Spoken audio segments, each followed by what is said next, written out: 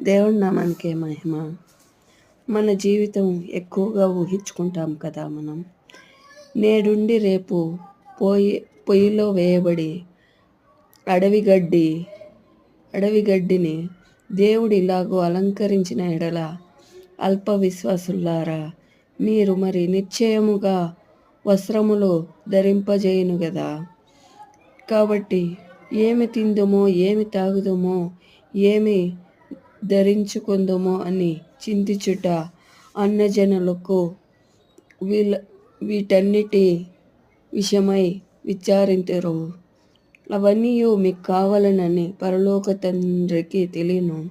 కాబట్టి మీరు ఆయన రాజ్యమును ఆయన నీతిని మొదలు వెతుకుడి, అప్పుడు అవన్నీ మీకు అనుగ్రహించును. మనం ఫస్ట్ ఆయన రాజ్యాన్ని, ఆయన నీతిని వెతకాలని ఉంది. మనం సువార్త ఆయన స్వభావంలో రావాలన్నదే దేవుడి ఆశ. కానీ మన జీవితాన్ని ఎక్కువగా ఊహించుకుంటాం. కానీ దేవుడికి కొన్ని రోజులే ఇక్కడ